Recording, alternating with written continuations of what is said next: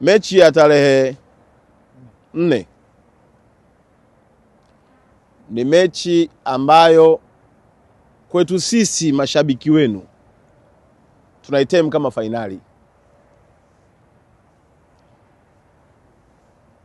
Huku zote tulikuwa tunacheza kama, lakini kwangu mimi naitem kama mechi ya tarehe 4 na Morocco ni fainali kwetu.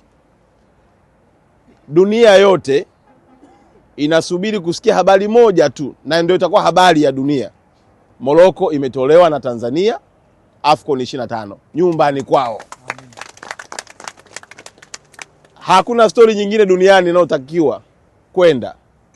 Hakuna habari nyingine ambayo wananchi wa Tanzania wangepaswa kuisikia, wala wachambuzi wa mipira kwenye viwanja vyote vya dunia hii, zaidi ya kwamba Tanzania imemtoa Morocco kwenye mashindano ya AFCON, tena nyumbani kwao.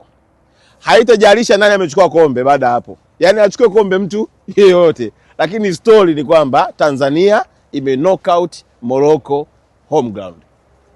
Uwezo huo mnao, sababu hizo mnazo, na nia ya kuandika hiyo historia mnayo, kwa sababu si mara ya kwanza mnaandika historia. Juzi mmeandika historia ya kuingia kwenye 16 bora. Mna uwezo wa kuandika historia ya kumknock out Morocco siku ya tarehe 4, na Watanzania wako nyuma na nyinyi wakiwaombea usiku na mchana.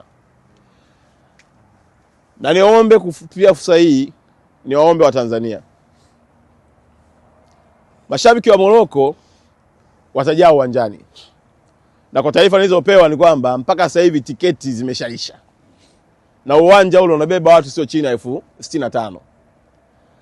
Tafsiri yake ya kwamba tutakuwa uwanjani tumejawa na kelele na kila aina ya shangwe za watu wa Morocco.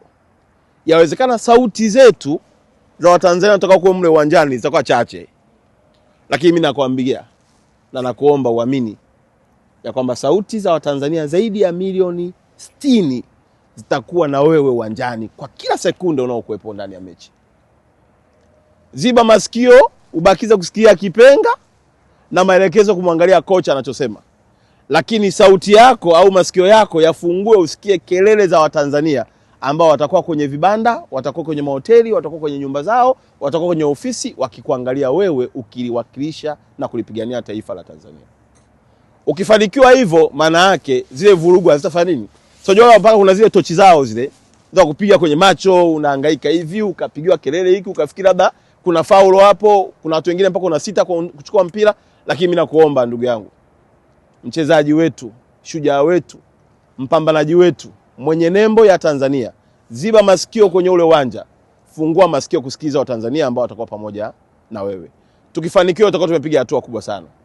Sambamba na hilo, naomba Watanzania wote, kwa kuwa si kila mmoja ana uwezo wa kugaramika kutoka Tanzania kuja hapa Morocco kuja kukunga mkono, basi naomba uwaunge mkono Taifa Star kwa kuvaa tu t-shirt ya Taifa Star.